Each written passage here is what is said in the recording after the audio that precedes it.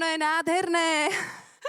My sme stihli byť už aj v tej vašej najväčšej veži. Sme to stihli presne, do 4:30 bola otvorená a my sme to stihli.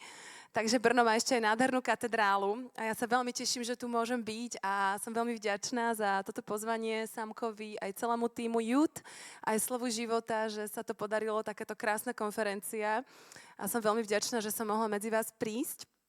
A ešte predtým, než začnem, by sme to mohli dať tak do Božích rúk.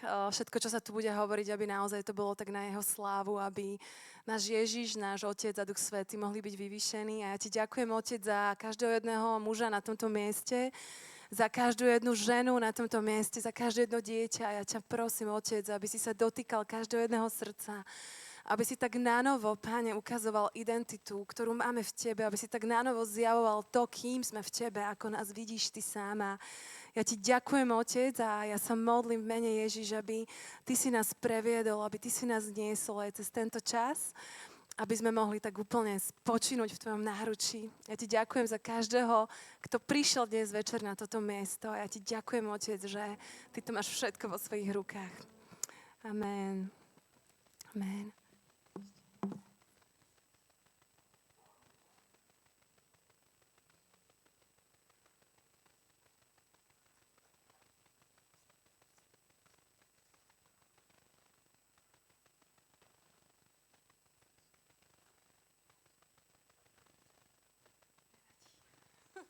Dobre, mám ho. Mám tu telefón. Prosím, ak si môžete vypnúť telefón. Ja si ho práve vypínam, lebo ma napadlo, že keď to začne zvoniť, tak to není dobré, že? Takže dneska máme tému úzkosti a depresia. Mal niekto niekedy úzkosť alebo depresiu? Môžete mi zakývať. Ďakujem veľmi pekne za tú ruku v druhom rade. Tá je dobre vysoko, aj tam vzadu. Ja sa hlásim, obidve ruky. Takže je to normálne, hej, že veľa ľudí to zažilo aj na tomto mieste. Ak si to nezažil, tak to určite zažiješ. Neprorokujem ti to, ale je to proste realita života. Tak sa to proste niekedy deje, že sa nám dejú aj ťažké veci. Kresťanom sa nedejú ťažké veci však. Kresťania, úplne brutálny, bezprostredný život. Halelúja, Havaj, more, oceán. Kiež by to tak bolo, však. Ale väčšinou to tak nie je. No a trošku vám poviem o sebe. Ja väčšinu z vás nepoznám. Ja som volám Martina Žáková, pochádzam z Bratislavy. Žijem v Bratislave už 20 rokov. A ako tínedžerka som odozdala svoj život Bohu, mala som 13 rokov a pochádzam úplne z nekresťanskej rodiny. Takže si viete predstaviť, že som vyrastala absolútne bez Boha. Vôbec som nepoznala Ježiša, ale chodila som každý pondelok na evanjelické náboženstvo a prirodzene od malinkého dieťaťa vo mne bola taká obrovská bázeň. Možno to tak niekto z vás mal, že nejaký Boh má všetkých rád okrem mňa. Proste on má svoj svet, ja mám svoj svet a takto nejak sme spolu išli až do tých mojich 13 rokov, kedy sa ma radikálne dotkol Ježiš. Zažila som nadprirodzené stretnutie s Duchom Svätým a absolútne ma zapečatil pre Neho a zamilovala som sa do Neho celým svojim srdcom a zmenilo to všetko v mojom živote. A ak ešte si na tomto mieste, až máš 13 rokov, alebo aj viac menej, a ešte si mu neodozdal svoj život, tak ja verím, že aj dnes to budeš môcť urobiť, alebo budeš môcť otvoriť svoje srdce pre Neho, lebo on je úžasný. A musím povedať, že ani jeden deň som neolutovala, hoci budem hovoriť aj dnes ťažké veci, ktoré som prežila, ale nikdy som neolutovala to, že som mu odozdala svoj život a bolo toto najlepšie decision in my life. Najlepšie rozhodnutie v mojom živote. Takže si viete predstaviť, že odovzdáte život Ježišovi v 13 rokoch a ja mám hrozne rada umenie. No a v 15 rokoch som sa rozhodla, že idem na umeleckú výtvarnícku školu, asi 300 kilometrov od domova. A viete si predstaviť aj také čisté dievča, ktoré miluje Ježiša. Proste som prišla na školu, kde sú sami umelci, kde sa fetuje, kde sú drogy, kde je marihuana, kde sa sexuje. A teraz si viete predstaviť, keď ma videli, tak ako ma volali, oni nás volajú svetuškári. Neviem, či ste si to všimli niekedy, ale oni nás tak niekedy volajú neveriaci ľudia, ale my sme pre nich úplne mimo. Hej, pre mnohých z nich. Mnohí z nich k nám vzhliadajú, majú takú úctu, že wow. A mnohí z nich si z nás robia posmech. No a ja som bola ten druhý prípad, že si mnoho ľudí zo mňa robilo posmech, lebo som bola veľmi on fire. Ja som bola veľmi zamilovaná do Ježiša. A mne bolo úplne jedno, čo si kto myslí. Proste jednoducho som potrebovala som byť tým, kým som bola, taká, aká som bola stvorená, pretože ten svet bol tak ťažký, umelecký, že som jednoducho nechcela zaprieť Ježiša. Je tu niekto na strednej škole teraz? Super. Viete, o čom hovorím? Rozumiete mi? A ja som proste začala chodiť do jedného kostola, do druhého. Ja som strašne chcela proste slúžiť Bohu, lenže v kostole sa to úplne nedalo. Tam nebol žiaden zbor. Proste tak nakoniec som hrala na gitaru v katolickom kostole, chváli. Ale potom sme založili skupinku s viacerými kresťanmi na internáte a to bolo úžasné. Tam asi 30 sa nás stretávalo, aj dredatí, rôzni ľudia. Mnoho ľudí odozdalo svoj život Ježišovi a som bola veľmi vďačná za ten čas, hoci ten čas na strednej škole bol pre mňa absolútne najťažší, asi čo sa týka mojej viery, pretože normálne, keď sa píše v skutkoch apoštolov, ako boli apoštolovia prenasledovaní, oni boli bičovaní a boli vo väzení, ale ja som bola šikanovaná za vieru. Zobrali mi Bibliu, proste hodil mi ju takto spolužiak cez celú školu, ešte do nej aj kopal, že proste Biblia. A mnoho ľudí sa smialo z toho môjho Boha, ale musím vám povedať dnes s odstupom času, že mnoho ľudí sa ma na toho môjho Boha pýta. A tí istí ľudia, ktorí sa mi vtedy smiali, tak tí istí ľudia mi teraz volajú. A je to také zaujímavé, že jednoducho Ježiš je, bol a bude. On je verný, on je dokonalý, on je dobrý.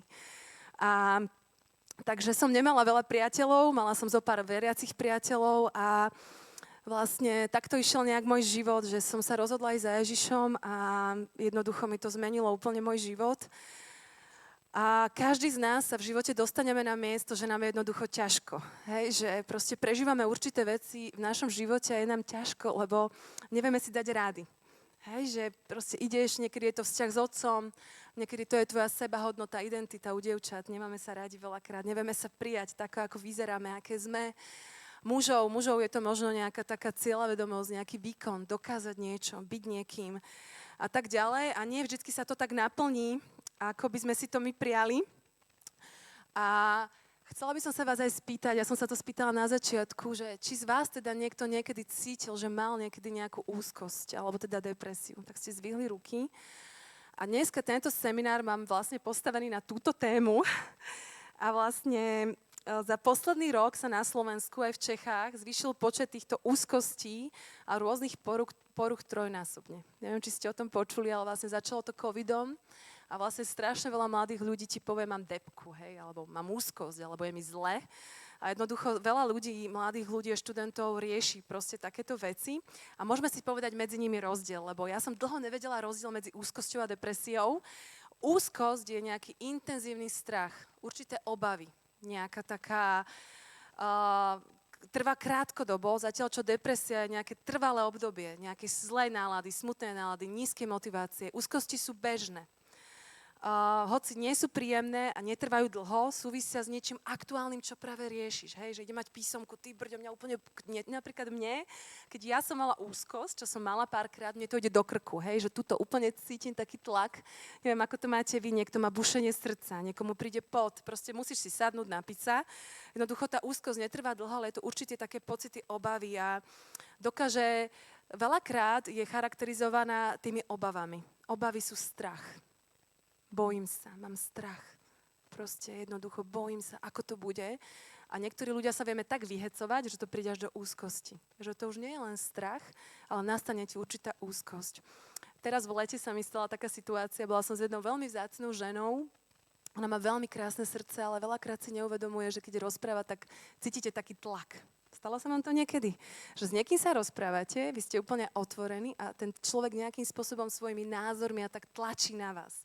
A teraz ona mi začala nejaké veci hovoriť a ja som proste otvorená duša, umelec, proste počúvam ju celým svojim srdcom. A ja som si uvedomila, že tým spôsobom, ako na mňa ona rozprávala, tým tlakom, mne to vyvolalo úzkosť. A začali mi tiec kvapky potu, normálne po tvári. Sedela som na stoličke a prišlo mi strašne zle. Búchalo mi srdce, že čo mi je? Úplne som bola v takom šoku, tak som si láhla, dala som si vodu a že prepáč, musím ukončiť rozhovor, samozrejme. A chcem vám povedať, že je to normálne. Niekedy sa môžete dostať do situácie, kde sa cítite manipulovaní, ovládaní, alebo nejakým spôsobom ten človek na vás vyvíja taký neskutočný vnútorný tlak, že vám príde zle. A ja som ten tlak cítila teda v krku a prešlo ma to asi po hodine a potom mi bolo dobre, ale musím sa priznať, že odvtedy si dávam pozor a mám určitú takú hranicu, že ak niekto na mňa veľmi tlačí, a môžu to byť aj veľmi dobre mienené rady, dokonca tí ľudia môžu byť aj veriaci ľudia, tak jednoducho si dávam určitú takú hranicu, že už to nepustím tak hlboko. Rozumiete mi? že proste mám určitú stenu. Keď cítim ten obrovský tlak, že proste nechcem dostať tú úzkosť, alebo nechcem sa cítiť zle, tak jednoducho poviem, že ďakujem ti. Je to úžasné, že máš taký názor. Ja to čítam v Biblii takisto, rozumiem tomu trochu inak, modli sa za mňa. Proste, máme tú istú Bibliu, máme to isté písmo, ale už nenechám na seba takým spôsobom tlačiť. A veľmi to odporúčam aj všetkým vám. Jednoducho tá úzkosť, vieš ju predvídať nejakým spôsobom a vieš ju akoby, vieš sa jej trošku vyhnúť. Takže je to akoby, fyzické tie príznaky tej úzkosti vyplývajú z odpovede na nervy, hej, na nervový systém, na nejaký aktuálny stav, niečo, čo práve rieši nejakú konkrétnu vec. Takže je to nejaký intenzívny zážitok a tak ďalej. Úzkosti bývajú chronické, iracionálne. Iracionálna úzkosť je úzkosť taká, že sa obávaš aj vtedy, keď sa nemáš absolútne čoho báť. Hej, že napríklad, ja neviem, bojím sa písomky, pritom máš samé jednotky. Akože si nadúpaný študent a bojím sa ísť do školy. Proste neviem, či sa vám to niekedy stalo, alebo bojím sa zahrať na bicie v zbore, alebo nie som dosť dobrý. A proste jednoducho stále také určité porovnávanie a jednoducho sa dostaneš do takého stavu, že je to proste iracionálna úzkosť, že máš taký vnútorný podvedomý strach. Úzkosť sa prejavuje potením, bušením srdca, ako som spomínala, tlakom na hrudníku, žalúdočnými ťažkosťami. A veľakrát sa stane ľuďom, ktorí prežívajú takú hlbokú úzkosť, že sa utiahujú do seba. Prerušujú sociálne kontakty a nezvládajú pracovné povinnosti. Ak sú to ľudia, ktorí pracujú, jednoducho začínajú sa vyhýbať ľuďom, majú strach z toho, že by to mohlo prísť, je to také pre nich veľmi náročné. A vyhýbajú sa situáciám a veciam, o ktorých sa domnievajú, že sú zdrojom určitej úzkosti. Nedokážu svoj stav kontrolovať, lebo tá úzkosť je silnejšia ako vy sami. Cítite nejaké fyzické reakcie vo vašom tele, ako mne napríklad, že začali mi tiecť kvapky potu, ja som to vôbec nevedela ovplyvniť. Vlastne, že môže sa vám to niekedy takto nejakým spôsobom spustiť. Úžasný liek máme v tejto knihe kníh, je to 1. Jánov 4.18. Ak ju máš, zdvihni ju. Ak ju máš v mobile, môžeš ju tiež zdvihnúť. Môžete mi zakývať. Super. Toto je návod na všetko, pánové a dámy. 1. Jánovej 4.18. V láske niet. Čo? Strach. Čo tam nie je? Nepočujem. Výborne. V láske niet strachu, lebo jeho dokonalá láska čo robí? Vyháňa strach. Jeho dokonalá láska vyháňa strach. V jeho láske neexistuje strach. V jeho láske nie je strach. Pretože on sám porazil raz a navždy strach na kríži. On sám veľmi, veľmi, veľmi kruto zaplatil za to, aby si nemusel mať obavy a strach. Jemu na tom veľmi záležalo, aby si nežila v strachu. Aby si nežil v strachu. Toto bol jeho plán, aby si bol proste absolútne v jeho láske zakorenený tak, že v jeho láske nebudeš cítiť strach. Jeho láska nepozná strach. Úžasný verš, ja som mu dlho nerozumela, ale keď prechádzaš úzkosťami a depresiami, tak vieš, že v jeho láske môžeš proste absolútne prežívať pokoj a radosť a nádej. Vždy, keď cítite nejakú úzkosť a nedokážete zvládnuť nejakú situáciu a strachy a obavy získajú nad vami takú moc, že neviete fungovať, ja vám dám presne akože čo robím ja, alebo čo som robila ja vo svojom živote, tak potrebujete, mne najviac pomohlo volať na Ježiša. Akože je veľa možností, ako môžete zriešiť, keď ste už v hlbokej depresii alebo v hlbokej úzkosti, ale asi to prvé, čo by som ja každému poradila, kto za mnou príde, je ísť za ním.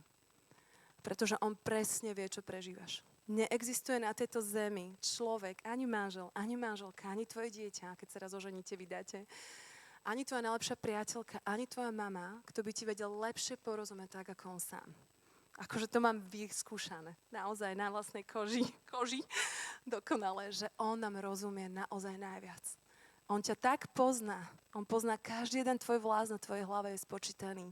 On presne vie, čo cítiš a čo prežívaš, pretože tam bol.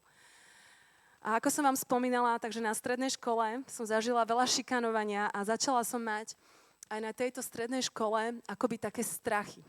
Bála som sa ísť do školy, bála som sa, že mi niekto zoberie tú Bibliu znova, kopne do nej a budú sa mi smiať. A bola tam jedna žena, jedno dievča, moja spolužiačka, ktorá ma nenávidela z celého srdca. Proste neviem prečo, sú určité typy ľudí, ktorí proste vás nemajú radi a vlastne ani neviete úplne prečo, ale ja som vedela, že to bolo aj kus duchovné, že jej vadilo to, že som veriaca. A mala som veľký, veľký strach vlastne akoby pred ňou. A pamätám si jedno obdobie, že mi vstúpila do izby a proste veľmi začala na mňa kričať, vulgárne mi nadávať a tak. A nejakým spôsobom sa ten môj pohár preplnil a ja som vedela, že ja z toho internátu musím odísť. Ona mala kedykoľvek prístup do mojich dverí, kedykoľvek mohla prísť ku mne, nadávať mi, robiť mi zle, kedykoľvek si tie dvere mohla otvoriť, lebo sme boli na internáte a tam to proste nikto nestrážila.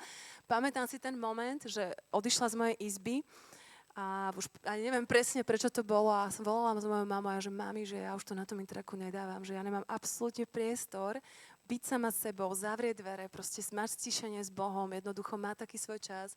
A moji rodičia boli tak úžasní, že mi priplatili a bola som na priváte ďalšie 2 roky a myslím, že to zachránilo aj nejak moju dušu, alebo jak to povedať, že strašne mi to pomohlo. Preto je veľmi dobré tieto veci, keď cítite nejaké tlaky od spolužiakov, keď cítite nejaké tlaky na mieste, kde je veľmi zlé, aby ste to komunikovali. Rodičia, či sú veriaci, moji rodičia boli neveriaci v tom čase, oni ťa ľúbia, nie vždycky to vedia prejaviť, ale môžu ti prakticky pomôcť. A ja si pamätám, že mne vtedy moji rodičia veľmi pomohli, pretože ja som schudla vtedy, nejedla som, ja som mala normálne z toho až takú úzkosť, depresiu, z toho, že som nemohla byť slobodná, nemohla som byť tým, kým som a bola som každý deň šikanovaná len preto, že som milovala Ježiša viac ako čokoľvek iné. A chcem vás povzbudiť, komunikujte tieto veci, rozprávajte sa o týchto veciach. V 1. Samuelovej 16. kapitole sa píše 16. verš. A Boh dopustil, aby sa desila tvoja myseľ. A keď ten muž bude hrať, tak sa ti uľaví. Viete, o kom to je? Saul.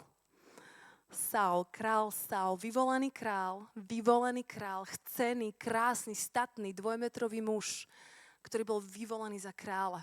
Ale ako vieme, tak Saul urobil veľa vecí. A jednou z tých vecí bolo, že nebol poslušný Bohu. Že urobil super duchovnú vec navonok, keď obetoval to, čo nemal, ale nebol absolútne vydaný a poslušný Bohu. Jeho srdce tam nebolo. A vieme, ten príbeh veľmi dobre prichádza proste prorok Samuel za Jessim a pýta sa ho jeden syn, druhý syn, tretí syn a proste Dávid je niekde na poli, malý pastier, ani ho nespomína jeho otec. Tak nepodstatný muž. A vlastne potom hovorí Samuel, ale počuje, že Eliába tu mám, toho tu mám, takého muža, tento by mohol byť kráľom miesto Saula. Ale vlastne ten príbeh pokračuje, on hovorí, a nie je tu ešte jeden chlapec. A vtedy prichádzajú po Dávida. A Dávid bol, v Biblii nemáme presne určené, ale keď si študujete študijnú Bibliu, tak Dávid bol tínedžer. Dávid bol mladý. Dávid bol ako vy, chalani. Kto je tu tínedžer? Koho tu máme? Super, díky za tú ruku. Niektorí sa tak cítime, už máme viac ako 30, ale cítime sa na tínedžera, ďakujem. Ja sa tak iné tiež cítim akože tínedžerka celý život. Ale vlastne Dávid bol tínedžer. Wow! Dávid bol tínedžer, ktorý mal obrovský hudobný vkus a talent. A ako sa píše, Saul mával debky, ale privádzali k nemu výborného hráča na harfe, tínedžera Dávida. A v Biblii sa píše, a vtedy zlý duch, zlé myšlienky odchádzali od Saula a zvuk hudby ho upokojoval.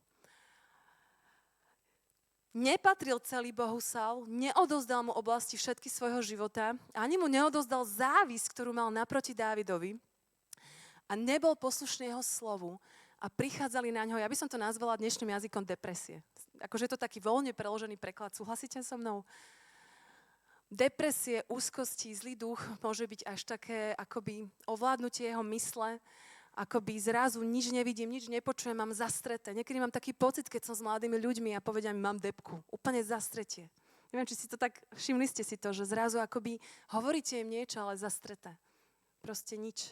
Akoby to nehovorilo. Ja si takto nejak predstavujem kráľa Saula, ktorý mal zastreté. A Dávid chodí za ním a hrá mu na harfu. A je to zaujímavé, že toto je spomenuté v Biblii, pretože on mu hovorí, že vtedy, keď hrá na harfu, v Biblii sa píše, uľavuje sa jeho mysli. Uľavuje sa mu v duchu, uľavuje sa mu v duši a Saul miluje, keď prichádza tento malý, mladý tínedžer, bezvýznamný v Saulových očiach a hrá mu na harfu. Depresia na rozdiel od úzkosti je dlhodobá. Trvá nejaké obdobie. Je to určitá porucha, ktorá postihne počas života každého štvrtého človeka podľa štatistík. Je to sila, každý štvrtý. Depresia je častá duševná porucha, je to určitá porucha, hej, že keď si pozrieme anorexia, je to porucha, hej, keď si pozrieme bulimia, dievčatá, grcanie, anorexia, nejedenie, keď si pozrieme schizofrénia, najťažšia duševná porucha, depresia sa radí medzi jednu z nich. Celosvetovo ňou trpí viac ako 300 miliónov ľudí. Viete si to predstaviť? Neviem, ako je to v Čechách. Možno, že vy ste tu úplne super. Neviem, ako to je u vás, ale u nás, akože ja idem po centre, po meste a ja len proste vidím tých mladých. Mňa je to strašne ľúto. Proste čierny, všetko čierne. Proste taká tma, úplne taká bolesť. Proste z ich očí. A jednoducho veľakrát je to určitá depresia. Určitý spôsob, ako si oni spracovávajú svoju bolesť a dostávajú sa na toto miesto. Teraz, ako hovorím, každých 40 sekúnd niekto niekde na svete si vezme život. Budeme spolu hodinu a za tento čas zomrie 40 ľudí. 40 ľudí, neviem, koľko vás tu dnes je, si zoberie život, pretože nevidí zmysel svojho života. Pretože nevidí to, nepoznajú nášho nebeského Otca. A nepoznajú to, aký je dobrý, ako ich miluje a že máme v ňom nádej. Bežný smútok nie je depresia. Stane sa ti niečo veľmi ťažké, zomrie ti niekto, opustí ťa tvoja najlepšia priateľka, zradí ťa, alebo sa rozídete s partnerom, s priateľom nejakým. To je ako keby smútok. To nie je depresia. Hej? Že určitý smútok, každý si to spracováva inak a on je zrozumiteľný aj psychologicky, že tento smútok je normálny jednoducho, že proste, hej, že proste idem do seba, potrebujem čas, potrebujem sa oddeliť. To nie je depresia, to je normálne, je odôvodniteľný a jeho intenzita a trvanie sú dočasné. Proste trvá. Niekomu to trvá pol roka, niekomu to trvá mesiac, ale jednoducho je to akoby taký smútok. Aj sa mám dobre, aj sa poplačem, ale proste spracovávam si nejak svoju bolesť.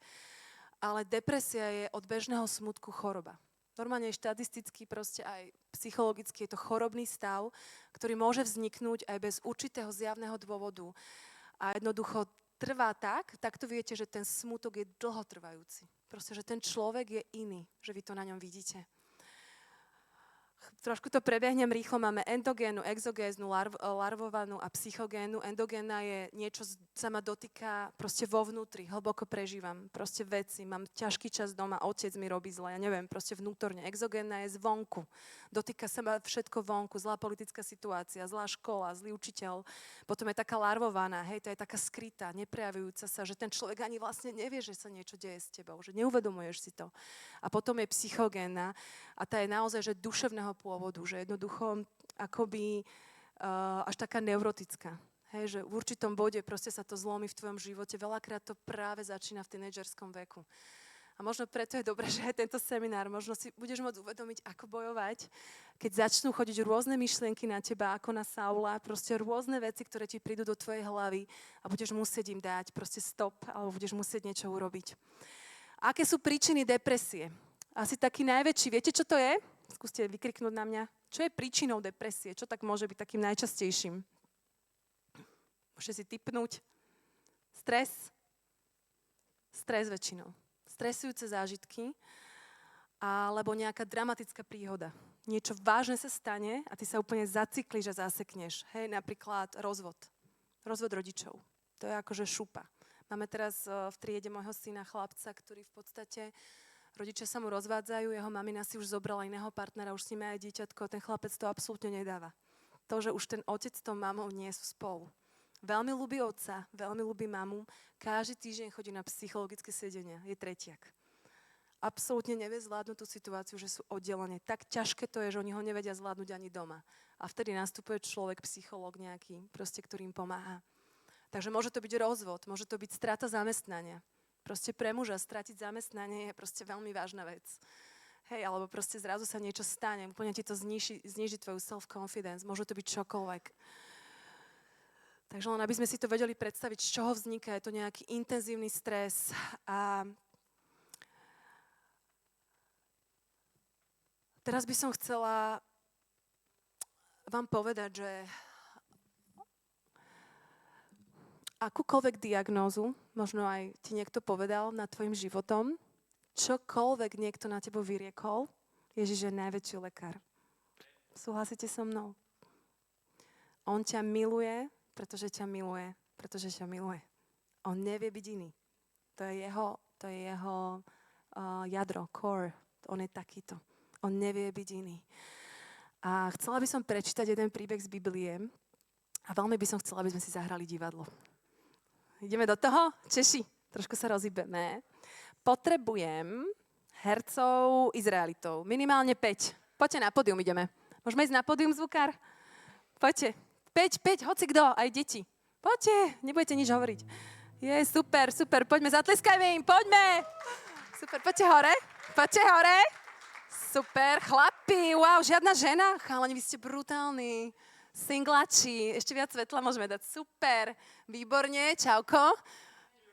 Přidaj sa, super, dobře.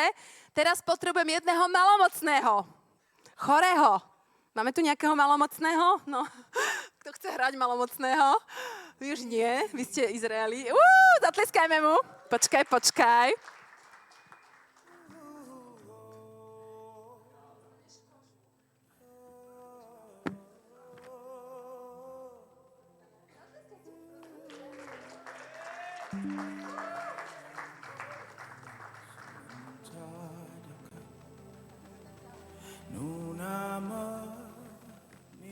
A teraz potrebujem Ježiša. Máme tu nejakého Ježiša.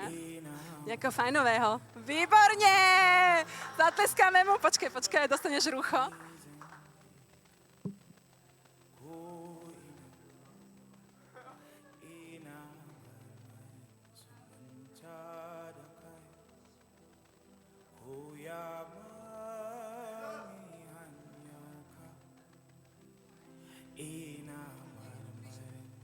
Dobre, a teraz si prečítame jeden príbeh, takže ideme.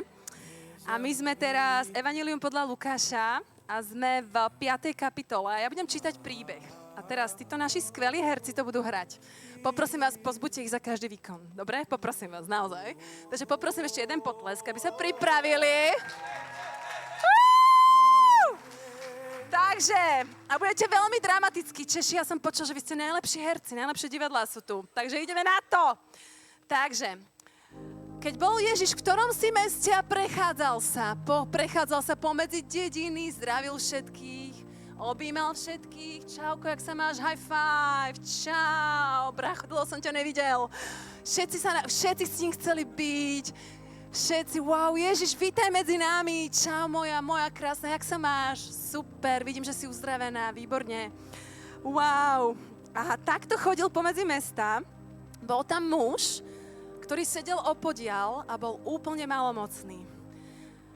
Tento muž, keď uvidel Ježiša, padol na tvár, utekal za ním a prosil ho.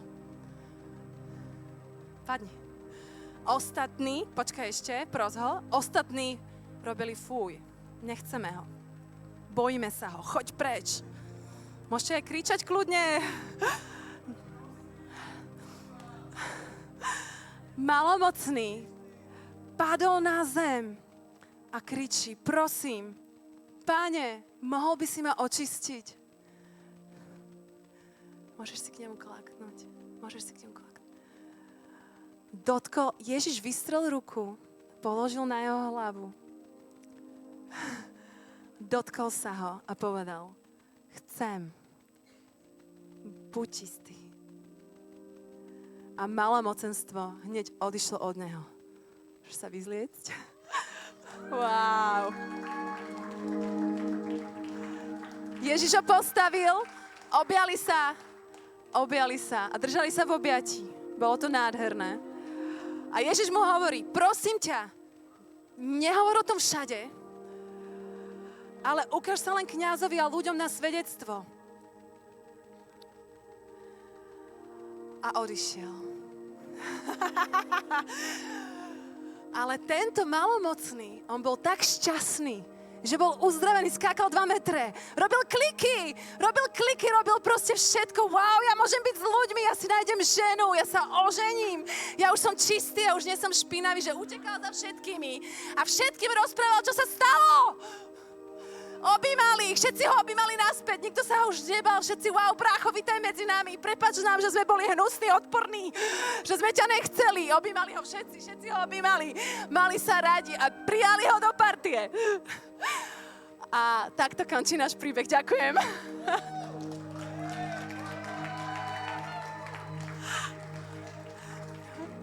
Všechno.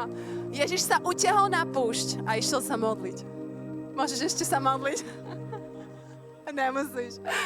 Čo hovoríte na český národ, na herectvo? Skvelý. Wow! Skvelý. Wow, počúvajte, nepríjete do Bratislavy? Super to bolo. Perfektní ste boli.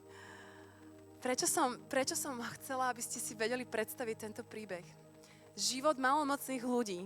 Títo ľudia nemali nádej. Títo ľudia nemali priateľov. Títo ľudia boli osamelí, boli v temnote a nemali žiadnu budúcnosť. Bol to odpad. Nikto s nimi nechcel byť, nikto s nimi nechcel stráviť čas. Nikto sa ku nim nemohol priblížiť. Preto sedel tam vzadu. Ako sa voláš? Ben? Ben sedel úplne vzadu. Dokonca sa píše, že mohli sa k nemu priblížiť len na 2 metre. Ale keď fúkal vietor, v Izraeli fúka vietor veľmi často, tak len 45 metrov sa mohol priblížiť k ľuďom, pretože ktokoľvek by sa priblížil do jeho blízkosti, by dostal malomocenstvo. Ľudia nechceli byť, pamätáte si dobu covidu, nie? Všetci sme nosili rúška, proste nechoď ku mne, som chorá, proste nedotýkaj sa ma. Hej, a to je nič oproti tomu, čo prežívali títo ľudia v Izraeli. Tú hanbu, tú bolesť, proste. Nikto sa ku ňom nemohol priblížiť, žili oddelene a osamotene celý svoj život. Proste neženili sa, nemali proste partnerov, partnerky. Ak ich mali, tak sa možno nakazili a boli spolu. Žili niekde proste v púšti. A celý život žili osamotene. V podstate malomocenstvo napadalo nervové zakončenia, hej? Proste všetky nervové zakončenia a viedlo k poškodeniu tkaní. A to tých ľudí úplne znetvorilo, preto som priniesla ten kožuch. Proste žili úplne znetvorení. A to, čo oni komunikovali ľuďom, bolo prosím, nechoď ku mne, ja som chorý, ja mám bolesť, nemôžeš sa ku mne priblížiť. A keď som dneska rozmýšľala proste nad touto témou, tak niekedy mám pocit, že to je depresia. Niekedy mám pocit, že to je úzkosť. Že to je proste presne takto to vyzerá. Proste, že tí ľudia sú niekde izolovaní, tí ľudia sú proste niekde na boku, proste nikto s nimi nechce byť. Mnohí ľudia aj v zbore, aj v cirkvi im nevedia pomôcť, aj v škole a proste ukazujú si na on je ten divný, ona je tá divná, oni sú proste tí. Ale Ježiš prichádza. Viete, čo bolo úžasné? To šokovalo všetkých, že Ježiš sa nebal malomocenstva. Akože wow.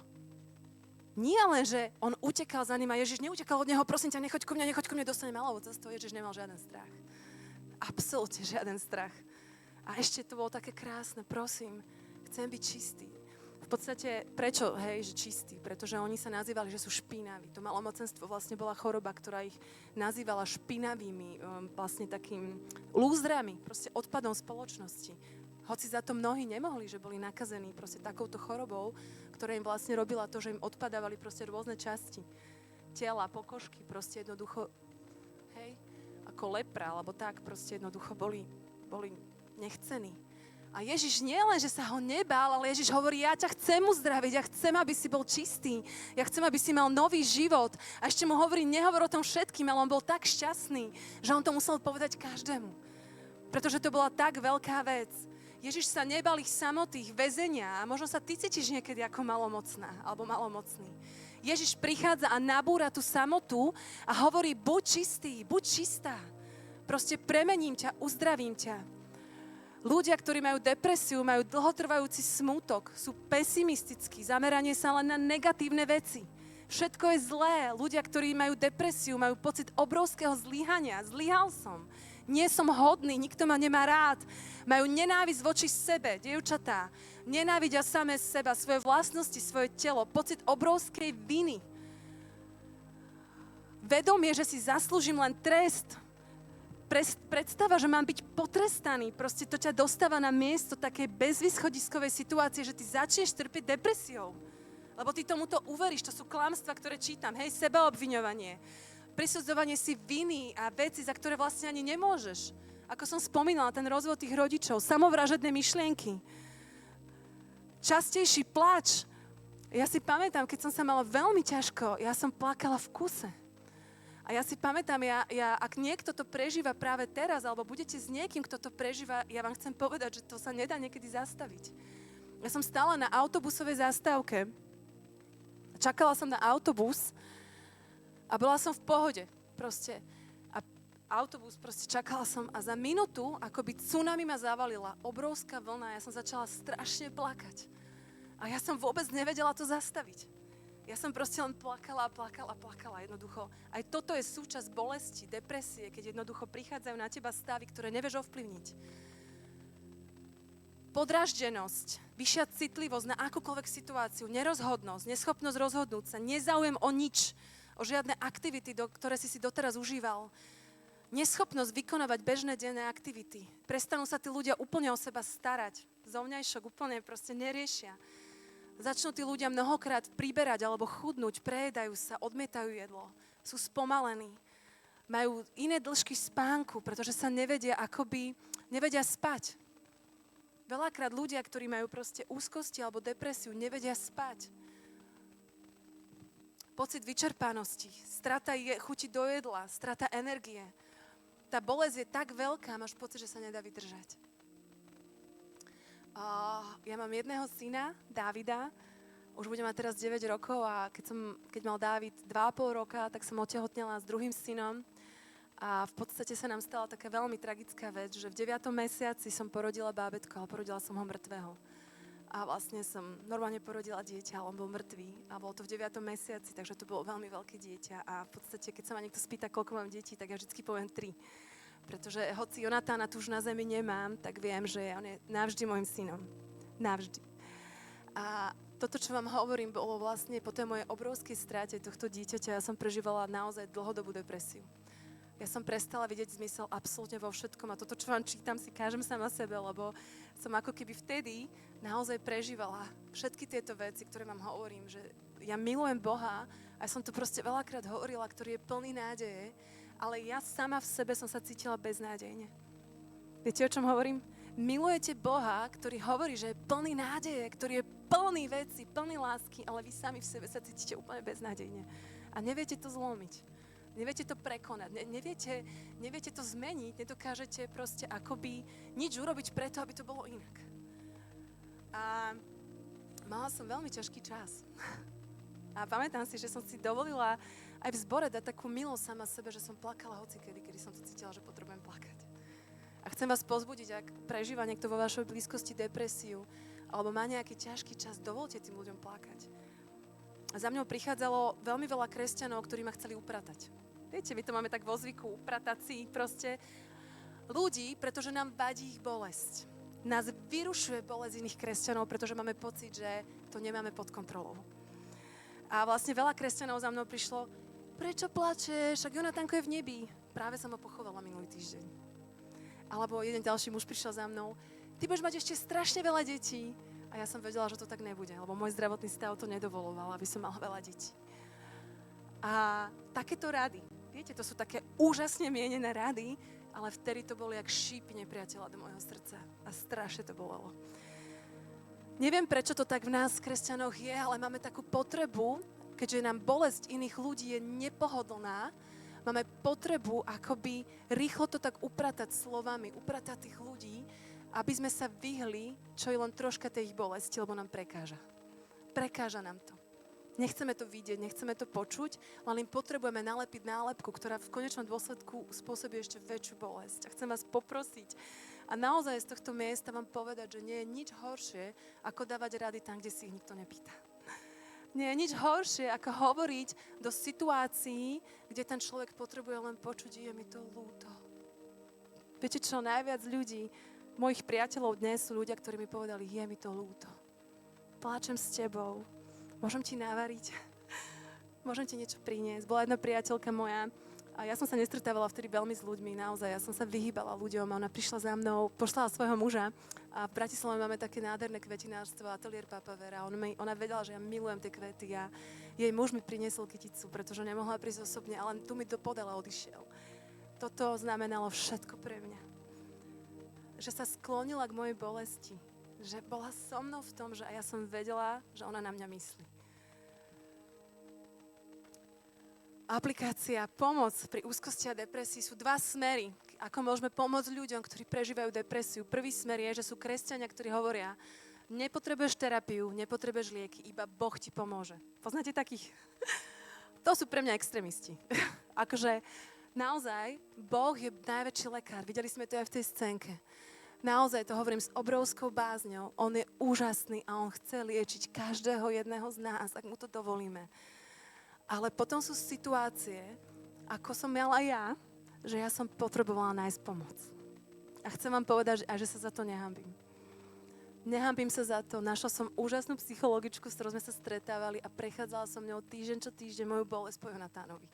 A ja si pamätám, že ja som sa tam vždycky vyrevala. Celá som proste roztečená, išla domov. A mne to strašne pomohlo. Takže vás chcem povzbudiť, že ak ti niekto povie, že choď len proste za Ježišom, on všetko vyrieši. Áno, väčšinu našich problémov, väčšinu našich ťažkostí chce vyriešiť a túži vyriešiť. Ale potom sú oblasti a obdobia, a možno, že to trvá už dlho u niekoho, kedy budeš potrebovať možno aj externú pomoc. A Ježiš si dokáže veľmi použiť aj ľudí, ktorí robia tejto veci. Ja som mala úžasnú psychologičku, veriacu ženu. Nikto ma tak nevedel pozbudiť vtedy ako ona. Ja som veľmi vďačná za ňu, dodnes sme v kontakte. Takže keď je na tom veľmi dlho niekto zlé a jednoducho nejde to, nemáš ten prielom, tak je veľakrát pozbudzujem ľudí, aby našli pomoc, aj tínedžeri. Aby ste našli pomoc. Odmietanie akejkoľvek pomoci zvonku nie je proste dobré, pretože je úžasné, keď nám nič nepomáha a Boh si použije nejakého úžasného človeka v tvojom živote. A stanete sa priateľmi, alebo proste ti pomôže takú hlbinu s tebou ide, že ti to strašne pomôže. Boli sme stvorení pre vzťahy. A stretávať sa s ľuďmi, ktorí ťa nielen vycucávajú, ale ktorými sa vieš aj vypnúť a zasmiať. Toto už je tá aplikácia. Keď si náhodou píšete poznámky, tak teraz pôjdem pár vecí a pár bodov, kedy ja som si spísala veci, ktoré mne pomohli, keď som mala taký naozaj náročný stav, proste tých úzkostí a tých depresí. A mne toto veľmi pomohlo. Takže boli sme stvorení pre vzťahy. Je tak? Boli sme stvorení pre vzťahy, byť s ľuďmi, ale nemôžeš sa stretávať len s ľuďmi, ktorí ťa vycucávajú. Potrebuješ sa stretávať aj s ľuďmi, s ktorými sa vieš len zasmiať. Súhlasíte so mnou? S ktorými vieš mať fun, s ktorými vieš úplne vypnúť. Priateľ je človek, ktorý prichádza vtedy, keď iní odchádzajú. Priateľ je človek, ktorý prichádza za tebou vtedy, keď iní odchádzajú. Keď sa mi stali tieto veci s mojim Jonatánom, ja som si dovtedy myslela, že mám nejakých priateľov, ale tí ľudia boli v takom obrovskom šoku a naozaj im to nevyčítam, ale oni neprišli za mnou. Ani mi nezaklopali, ani mi nezavolali, ani mi nenapísali, lebo nevedeli možno zareagovať. Nemali tú silu, ale tí priatelia sú už dneska není mojimi priateľmi. Priatelia, ktorí sú dnes pri mne, sú ľudia, ktorí boli so mnou v tej bolesti. Sú to ľudia, ktorí mi zaklopali, sú to ľudia, ktorí mi napísali, ktorí išli so mnou do tej špiny, do tej bolesti, do tej takej úplne, že Bože, prečo ja? Do tých otázok. Proste nemusíte sa báť Bohu dávať ťažké otázky. Prečo sa niekedy tak bojíme v cirkvi sa spýtať Boha ťažké otázky? Prečo? Akože on je ready. On je ready odpovedať. On je ready to say. On je akože pripravený povedať. Ja si pamätám, že som utekala do lesa, kričala som v lese na plné hrdlo na Boha. Mne bolo úplne jedno. My sme mali normálne s Bohom proste diskusiu. Volala som na ňo. Pýtala som sa ho ťažké otázky a preto tu dneska môžem stáť. Pretože ten proces som prešla s Bohom a s ďalšími ľuďmi, ktorí mi zaklopali na tie dvere a boli pri mne. Ale neboj sa argumentovať s Bohom, neboj sa ho pýtať ťažké veci. To neznamená, že nie si poslušný. To neznamená, že ho nemiluješ. To len znamená, že si zvedavý, že máš bolesť a potrebuješ ju s Bohom spracovať. A Boh sa tvojich ťažkých otázok nebojí. On sa ťa nebojí, ako sa nebojil toho proste muža s leprou, on sa ťa nebojí, on sa nebojí tvojich depresí, on sa nebojí tvojich úzkostí, on sa nebojí tvojej bolesti, on sa nebojí dokonca ani tvojej špiny. Chcem pustiť teraz jedno video, ktoré ma nesmierne inšpirovalo, je to Justin Bieber. Tento týždeň som ho proste počúvala a ja viem, že možno máte mnohí na ňo rôzny názor, ale je to človek, ktorý pravdepodobne odozdal svoj život Bohu. Bol pokrstený jedným pastorom v Sietli a povedal nejaké úžasné veci a ja som si ho pre vás pripravila. Budem ho prekladať.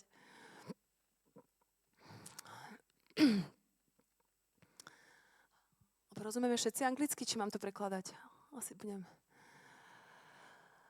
A je to video vlastne také jeho vyznanie o jeho viere a o tom vlastne, čo prežil s Bohom a presne o tom, čo hovorím. A strašne sa ma to dotklo, ja som vám to chcela veľmi pustiť. Je to inak na Instagrame, to je... Jesus, he's not this God that people a lot Môžeme ísť odznova.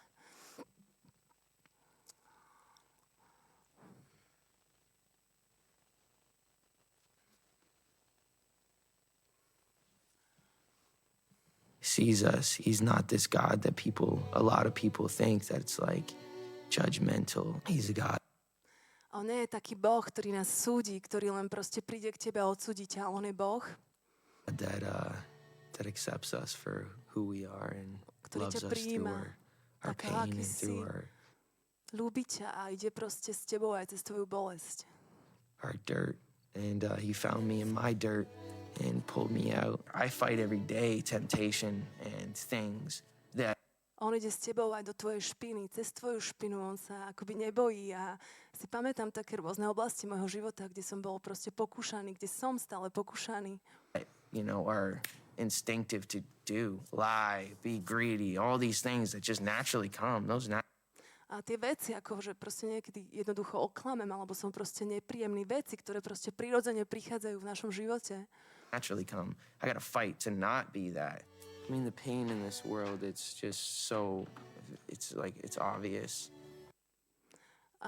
A viem, že Boh je v tom so mnou a keď sa pozriem okolo seba, tak vidím, že tá bolesť vo svete je proste tak zjavná, je tak vidieť proste v ľuďoch.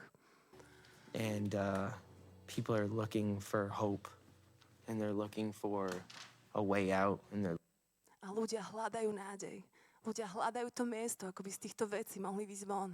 looking for an escape. I've gotten the opportunity with my journey to just see a God who accepts me, loves me. That's A je úžasné, že na tej mojej ceste životom ja som proste zažil Boha, ktorý ma úplne prijal, ktorý ma miluje. why my story. That's why I'm not afraid. I want to talk about without forcing that into people's. I never want to be someone that's A ja proste hovorím o tomto, čo som prežil, nie preto, aby som presvedčal nejakých ľudí, že musíš veriť to, čo ja, alebo tak, ale jednoducho preto, že jednoducho prerozprávam svoj príbeh. trying to persuade anyone to believe in what I believe, but I want to definitely tell my story so that if that resonates to anybody, that they can hopefully learn from it. A ak toto niekomu rezonuje, tak ja len verím, že sa môžete poučiť aj odo mňa. Každý z nás má svoju špinu. Každý z nás má svoje dirt places. Či si Justin, proste, alebo ktokoľvek z nás, jediný, kto nemal, bol Ježiš. Jediný. A každý z nás má nejaký mes. A ja si pamätám, keď som videla prvýkrát toto video, som, že ty brďo, však jeho pozerajú milióny ľudí. Akože neviem, koľko má na Instagrame, 200 miliónov? Alebo ja neviem, proste milióny mladých tínedžeriek pozerajú jeho videá. A jednoducho, on si vedel priznať, že ja mám svoje veci, ale Boh je ten, ktorý není judgmental voči mne. On je ten, ktorý ma neodsudzuje, ale on je ten, ktorý proste prichádza, aby ma uzdravil. On je ten, ktorý prichádza, aby mi pomohol. On je ten, ktorý proste je so mnou v tých veciach a pomáha mi. A mňa to strašne oslovilo. Pretože on by mohol byť ticho. Ale on si povedal, že je mu jedno jeho kariéru. Je mu jedno, ako budú na ňo pozerať ľudia. Dal sa pokrstiť vo vode ponorením. Justin. Ponorením celý. Je to na YouTube, keby ste chceli. Judah Smith ho pokrstil. Je to pastor vlastne v normálnom takom zbore, ako máme my v Sietli. A mňa to strašne oslovilo. Takže boli sme stvorení pre vzťahy. A priateľ je človek, ktorý prichádza vtedy, keď iní odchádzajú. To, čo mne veľmi pomohlo, je soaking music. Teraz nám je úžasný náš zvukár pustil, takáto hudba. Mne strašne pomáhalo, keď som mala ťažký čas počúvať takúto hudbu bez slov. Veľmi mi pomohlo modlenie sa v jazykoch. Neviem, či niekto sa modlí v jazykoch, ale keď máte veľmi ťažký čas a naozaj neviete kam, proste ja som celé dni len proste volala na Boha v jazykoch. Ja ani neviem, čo som sa modlila, ale viem, že som sa modlila, že buď so mnou, buď pri mne, lebo to vychádzalo z mojej duše. A proste určite som nepovedala nič zle, lebo v Biblii sa v 1. Korinťanom píše, že keď sa modlíte v jazykoch, modlite sa jazykom anielským, ktorému nerozumie nikto iný, iba Ježiš sám. A hovoríte úžasné veci, pretože hovoríte na jeho slávu. Veci, iba k nemu.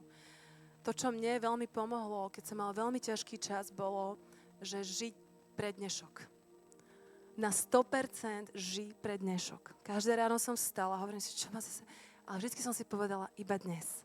Žijem na 100% dnes, ako keby som mala žiť svoj posledný deň na tejto zemi. To mi veľmi pomohlo. Ak si píšete, toto je proste odkaz, že naozaj Boh mi povedal, vyslovene, Martinka, žij pre dnešok. Uži si dnešný východ, západ slnka, koho stretneš, s kým budeš, proste čo budeš robiť, žij pre dnešok. A veľmi mne osobne pomohlo menej byť na sociálnych sieťach. Sociálne siete vás dostávajú veľakrát na miesto určitého porovnávania sa a potom z takého pocitu menej cennosti. Že proste pozeráš si niekoho, taká party bola, nebol si tam pozvaný, hej? Proste hneď, že ty brňo, nebol som tam pozvaný, máš debku a ešte máš väčšiu debku z toho, že si tam nebol pozvaný.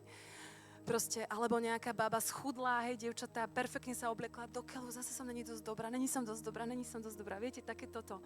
Jednoducho, keď máš ťažký čas, tak sa odstrihni z týchto vecí. Ja som na jedinej sociálnej sieti, to je Instagram, tam chodím, ale poviem vám, že sledujem len ľudí, ktorých mám rada. Nesledujem ľudí, pretože musím niekoho sledovať a ľudia, ktorí má také, keď som cítila také, že mi ich príspevky nerobia dobre, tak ich nesledujem. Neviem vám to opísať, proste dala som si v tom slobodu nesledovať ľudí, ktorých príspevky mi nerobia dobre.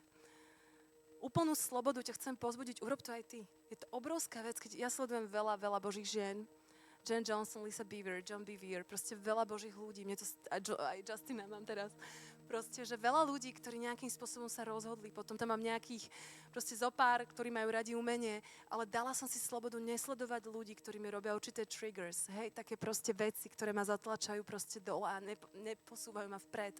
Daj si tú slobodu. Proste máš tú slobodu, proste sledovať toho, koho cítiš, že môžeš sledovať a robí ti to fajn, posúva ťa to, alebo ste v kontakte, ste priatelia. Sú to väčšinou ľudia, ktorí neprinášajú nič pozitívne do nášho života a proste nás to veľakrát otravuje. Biblia nám hovorí, že každého máme milovať, každému odpustiť, ale nie každý má rovnaký prístup do tvojho srdca. Keď sa máš ťažko, tak veľakrát potrebuješ odstrihnúť určitých ľudí z tvojho života, ktorí proste nejakým spôsobom držia nad tebou nejakú kontrolu, nejakú manipuláciu, kde sa necítiš úplne slobodný. Ježiš mal najbližších 12. Z 12 mal najbližších 3. Peter, Jakub a najbližšieho, ktorý jediný ležal na jeho hrudi, bol Ján. Prečo to tak Ježiš robil asi? Prečo? On veľmi dobre vedel, že nemôže pustiť, mal ešte zástup 70, potom mal Dávid, ale veľmi dobre vedel, že on nemôže pustiť viac ľudí k sebe bližšie. Ježiš to tak robil. Je zdravé mať zopár priateľov, ale nie každý musí mať k tebe rovnaký prístup. Ani každý by nemal mať k tebe rovnaký prístup, že každému povieš všetko. Dneska stretneš niekoho na konferencii, ktorého vidíš prvýkrát v živote a nevyleješ mu predsa asi celý svoj život, pretože nevieš, čo s tou informáciou ten človek urobí. Ja vás chcem veľmi povzbudiť, ak máš ťažký čas, buď len s ľuďmi, ktorých máš fakt odskúšaných. Nesnaž sa vytvoriť milión nových priateľstiev, pretože veľakrát sa stane to, že sa dostaneš na miesto, že ti je ešte horšie, pretože si nepochopený ľuďmi. Ako som sa ja cítila nepochopená.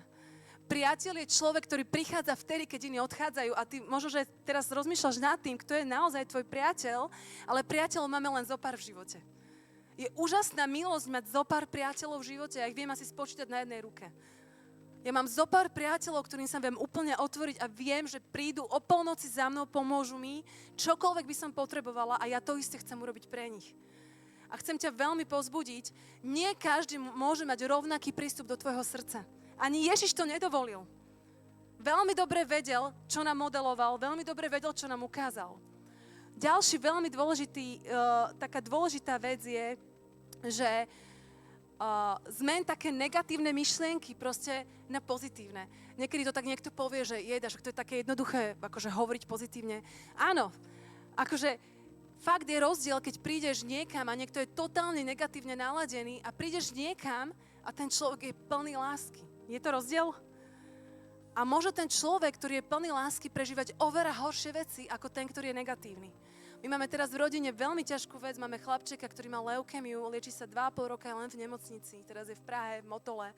A je to veľmi ťažké, ale jeho rodičia sú neskutočne pozitívni ľudia.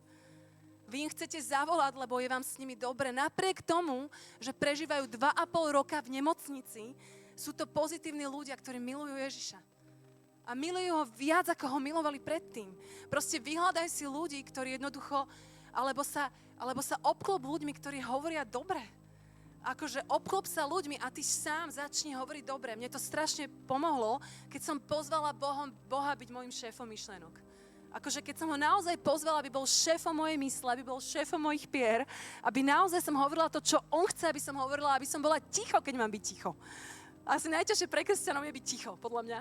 Akože, neviem, či sú to nejakí neveriaci a je to niekto, asi nedáš ruku hore, ale proste niekedy je tak ťažké byť ticho. Neviem, Češi, vy s tým určite nemáte problém, to len my na Slovensku. Proste hovoríš vtedy, keď máš byť ticho a nehovoríš vtedy, keď máš niečo povedať, že? A jednoducho niekedy naozaj si zakusnúť do jazyka, nehovoriť zlé veci. Strašne pomáha preto, aby si nemusel upadať do ťažkých stavov. Ďalšia vec, hľadajte spúšťače. Na ktorých miestach, v akých situáciách, v jakých vzťahoch sa zle cítiš. Zapíš si ich, hľadaj vzorce, pracuj na tom, ako sa môžeš vyhnúť pocitom paniky, obav a spoznávať tie spúšťače.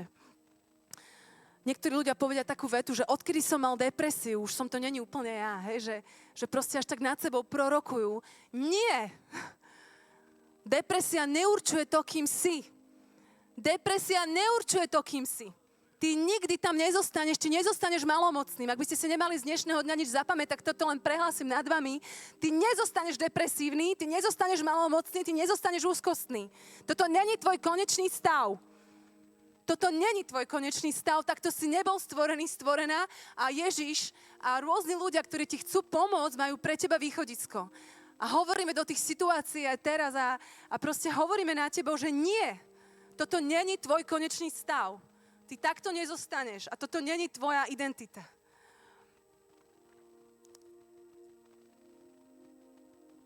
V Biblii 27:20 v Matúšovi sa píše jeden úžasný verš. Ja som navždy s tebou. I'm always with you. I'm always with you. On je s tebou. On je s tebou v tvojej depresii, on je s tebou v tvojej úzkosti, on je s tebou. On nevie byť nikde inde, pretože ťa tak miluje. Toto je jeho srdce pre teba. On je vždy s tebou. Keby ťa všetci opustili, keby si, ja neviem, čo sa muselo stať v tvojom živote, on je ten, ktorý ťa nikdy neopustí. Ak by tu sedeli deti z detských domovov, ktoré nemajú rodiny, poviem im to isté. Pretože on je ten, ktorý povedal, že je. A on je ten, ktorý povedal, že ťa neopustí. Že ťa nezanechá, že ťa nenechá. Neboj sa samoty, pozvi do nej svojho Boha. V Žalme 73:23 sa tiež píše, ja som stále a všade s tebou. V Žalme 139:18 sa píše, ak spočítam tvoje myšlienky, je ich viac ako piesku a vždy, keď sa zobudím, som stále s tebou. Žalm 55:17, ale ja ku Bohu volám a môj Boh mi pomôže. Toto povedal Dávid, keď bol prenasledovaný Saulom. Jaskyňa, čo jaskyňa, proste chcel ho zabiť a proste Dávid hovorí, ale môj Boh mi pomôže, pretože ja k nemu volám. Môj Boh mi pomôže, pretože ja k nemu volám. Žalm 55:19 a on vykúpi moju dušu z boja, ktorý vediem. Depresia je veľakrát boj v mysli. Uvedomujete si to? To je tu. Proste to je veľakrát tu, potom to cítiť už všade, hej, na celom tele, ako som čítala tie príznaky, ale veľakrát je to tu. On vykúpi moju dušu z boja, ktorý vediem. A ja som si pre vás pripravila ešte jednu vec. Ešte mi dáte 10 minút, 5 minút? Ešte vládzete? Na záver by som veľmi chcela, aby sme urobili jednu vec a keby si teraz na chvíľku mohol zavrieť oči a budeme písať. Ak tu máte niektorí mobily, tak môžete do mobilov. Máme tu aj papiere a ceruzky. Tak vás poprosím, keby ste mi to potom mohli pomôcť. Ale čo budeme písať, aby ste bolo zrozumiteľné, aby ste tomu rozumeli. keď si predstavíš nejakého lídra alebo niekoho, ku komu veľmi zhliadaš. Naozaj je to nejaký tvoj vzor, proste je to niekto, ku komu veľmi zhliadaš a proste raz by si možno chcel alebo chcela proste byť ako ten človek, hej, že proste je to niekto, kto je pre teba proste vzácny. Kto pre teba niečo znamená a chcela by som, aby ste tomuto človekovi napísali pár viet a prvá vec bude, ako toho človeka vidíš. Ako toho človeka ty vidíš. A druhá vec, čo mu z celého srdca praješ. A prosím ťa, praj mu viac, ako praješ komukoľvek inému. Proste naozaj, čo mu z celého srdca praješ. A sme už tak na záver, ale veľmi je dôležité, aby ste si to možno spísali kvôli tomu, čo vám poviem na záver. Proste je to dôležité, aby ste to tomu človeku poslali. Aby ste urobili takýto akt lásky voči tomu človeku. Tak určite vás niekto napadol teraz. Tak prosím, ak môžete, pre niekoho je to jednoduchšie si to napísať do mobilu ako SMS-ku. Možno tu máš mobil. Takže dve veci. Prvá vec, ako toho človeka vidíš, kým on pre teba je. Možno to je tvoja mama, možno to je tvoja duchovná mama, možno to je niekto v cirkvi, koho ani nepoznáš, ale vzhliadaš k nemu proste, alebo niekto z Ameriky ďaleko. To je úplne jedno, vôbec nemusí byť z Česka ani Slovenska. Proste, ako by si mu ten list mal poslať, hej, že úplne niekto, kto je pre teba vzorom. A prosím, napíš mu, ako toho človeka vidíš. Ešte samozrejme tam nedávame číslo, ani tam nedávame adresu, pretože potrebujeme najprv napísať. A druhá vec, ktorú urobíme je, že napíšeš, čo mu praješ. Môžeme to spraviť teraz? 2 minútky vám dám. 3. A máte tu mobily? Alebo to napíšeme na papier? Môžeš. Už určite toho človeka máš v mysli a proste napíš mu len tak, proste môžeš to tak v skratke. A ak to nestihneš všetko spísať, tak mu to môžeš osobne povedať, keď skončí seminár. Ale veľmi som cítila, že toto máme spraviť, lebo je to veľmi kľúčové, možno aj pre túto tému.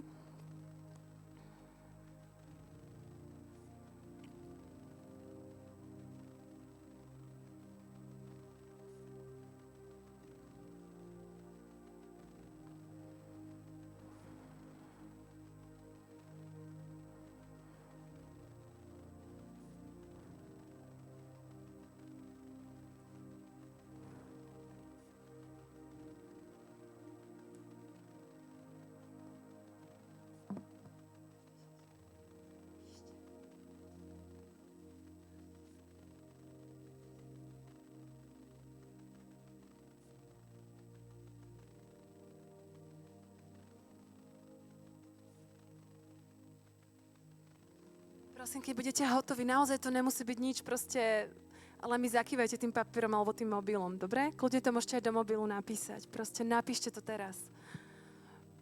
Takže 2 veci, ako ho vidíš a čo pre teba znamená a čo mu praješ. Aké výšiny mu praješ v jeho živote, proste to najviac, čo mu dokážeš prijať. A tie najkrajšie slova, ktoré vieš použiť.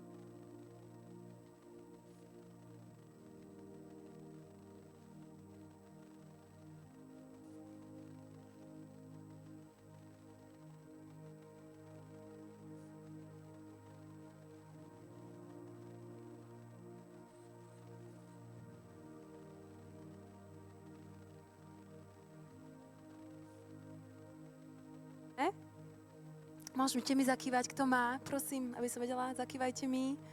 Super, tam na ľavá strana už má. Máš? Daj do. A pravá strana má napísané, hej, napíšte tam prosím vás, pre koho to je. Aby ste to vedeli doručiť tým ľuďom, pre koho to je. Už to máme všetci? Ti ešte píšeme, ešte dáme minútu. Poslednú minútu. Dobre? Pol minúty, 30 sekúnd. Ostatné veci tam dopíšete, keď skončí seminár. Ale to už nebude ono. Dobre.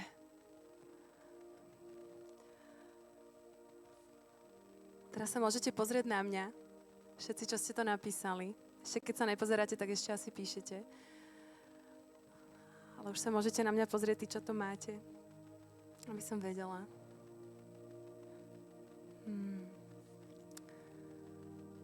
To, čo si... Máme skončené?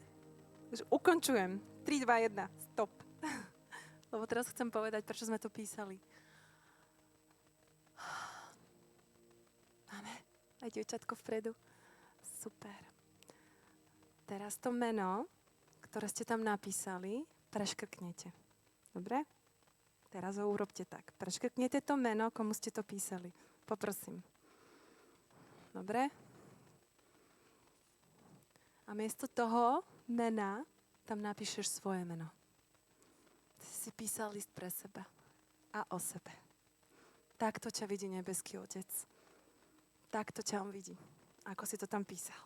Takto sa on na teba pozerá. Teraz miesto toho mena tam napíš svoje meno. To si ty. Takto ťa on vidí. Takto ťa on miluje. Takýto krásny, takáto krásna, požehnaná, milovaná si v jeho očiach. Ako tvoj najväčší vzor, takto ťa vidí tvoj nebeský Otec. Môžete tam napísať svoje meno? Poprosím. A tento list bol pre teba. Nikdy v živote by si tento list nenapísal sám o sebe. Pretože my sa takto na seba nepozeráme. Pretože my si takto neveríme.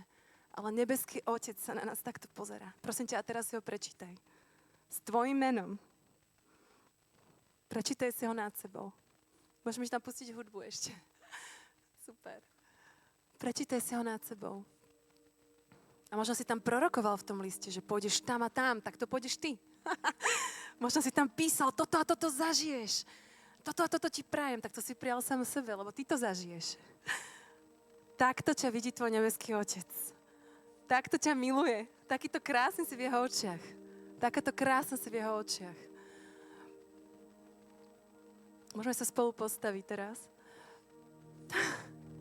Ste takí v šoku. Vždy, keď robíme túto aktivitu, sú ľudia v šoku. Ale robíme to vždy vtedy, keď vieme, že to máme robiť pretože úzkosti a depresie vychádzajú väčšinou z toho, keď neviem, kým som. Keď nepoznám svoju hodnotu, svoju identitu v mojom Bohu. A tento list, ktorý ste si napísali, si prosím vás, zoberte domov. Ten list je pre vás. To je nebeský, to je odkaz neba pre teba. Ako ťa vidí tvoj nebeský Otec. A chceli by sme sa teraz modliť, ak by mohli byť všetky oči zavreté. A modlitevníci, ktorí sa chcete so mnou modliť, poďte kľudne dopredu alebo po bokoch. A chceme sa modliť za každého, kto potrebuje modlitbu na tomto mieste. Chceme to tak odovzdať Bohu. Celý tento čas, celý ten list, proste všetko, čo v tom liste bolo a všetko, kým ste v ňom, proste ako ťa Otec vidí. Každú jednu bolesť, každú jednu depresiu, každú jednu úzkosť, každú jednu myšlienku, drahý Ježiš. My odovzdávame dnes po tvoj kríž, Pane. A my hovoríme, že my ti dávame všetko, Otec. My ti dnes dávame všetko, Pane. My ti dávame našu identitu, naše predstavy o našich lídroch, naše predstavy o nás samých, Otec. My ti dávame to, kým sme. A my hovoríme, Pane, my chceme byť slobodní. My chceme byť, Pane, pripravení pre nebo. Pane Ježišu, my sa modlíme v mene Ježiš. A túžime, Pane, zakúsiť Teba. Otec, my sa chceme dotknúť, ako malomocný sa dotkol Teba. Ty si sa dotkol jeho a bol uzdravený, Otec. Ja sa modlím v tejto miestnosti za každú jednu depresívnu myšlienku, aby bola zlomená v mene Ježiš. Ja sa modlím za každú jednu úzkostnú vec a situáciu, aby bola zlomená v mene Ježiš. Ak hovoríš jazykmi, modli sa aj v jazykoch. To je super vec. Kľudne sa modli, proste sme v cirkvi. Ak ho nehovoríš v jazykoch, to vôbec nevadí. Modli sa svojimi slovami, hovor Pánovi, proste, čo je na tvojom srdci. Pane, my ti dávame, Pane, naše životy, my ti dávame, Pane Ježišu, všetko, kým sme a čím sme, Otec. My ti hovoríme, Páne, že my túžime, Páne, ti dať všetko, každú jednu vec v našom živote. Túžime, Páne, zareagovať na každú jednu bolesť. Túžime ti vylievať svoje srdce.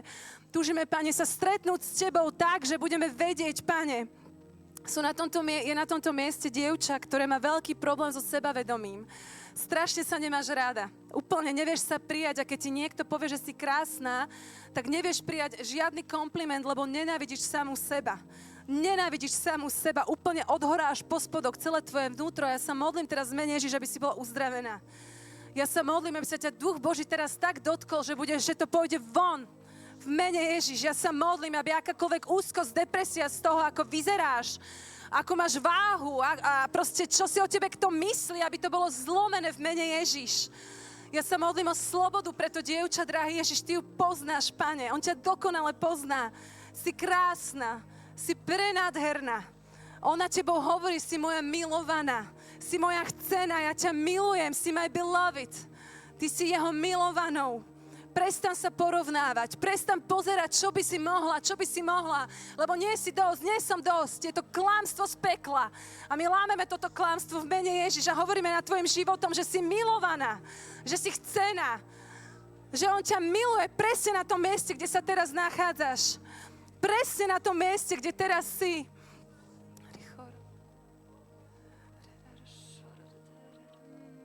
Pane Ježišu, modlíme sa, Pane, za každého jedného mladého muža.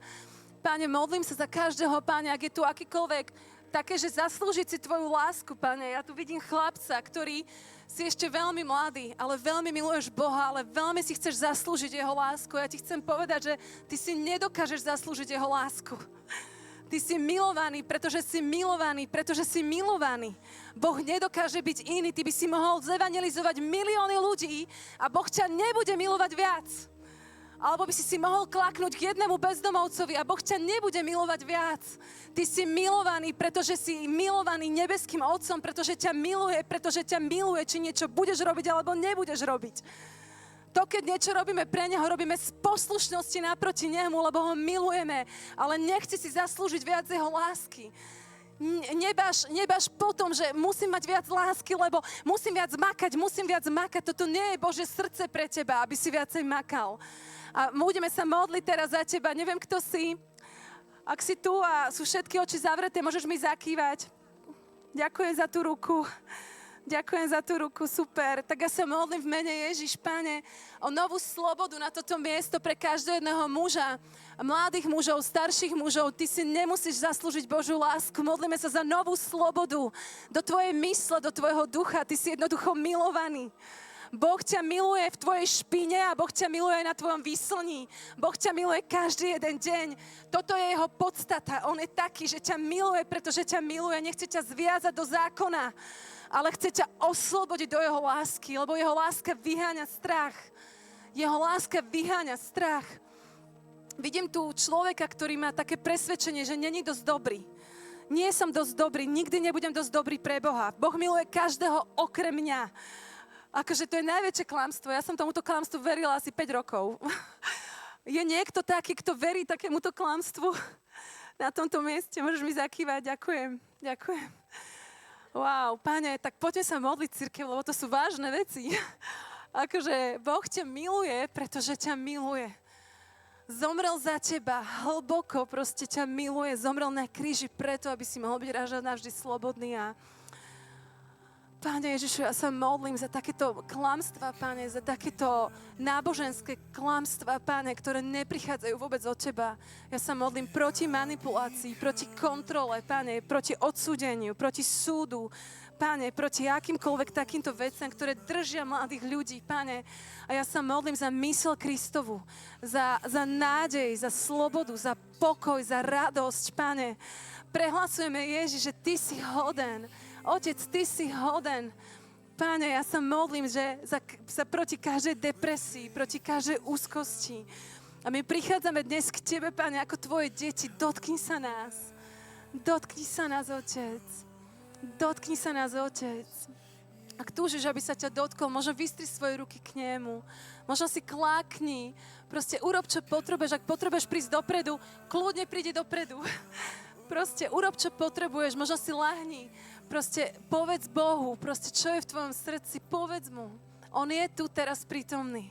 On túži konať a uzdraviť tvoje srdce. On túži konať a uzdraviť tvojho ducha a tvoju dušu. Jemu záleží, on mal tiež emócie, Ježiš, keď chodil po tejto zemi.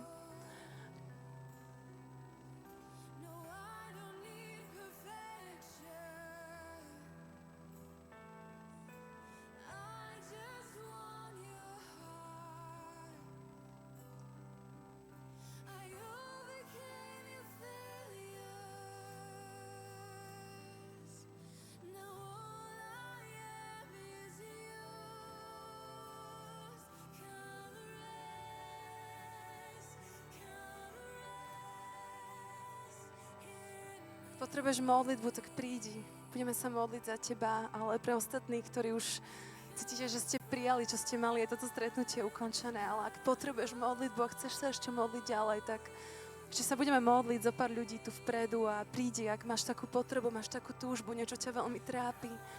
Potrebuješ zažiť Boží zázrak. Boh je tu. Neviem, či ho cítiš, hej. Boh je tu.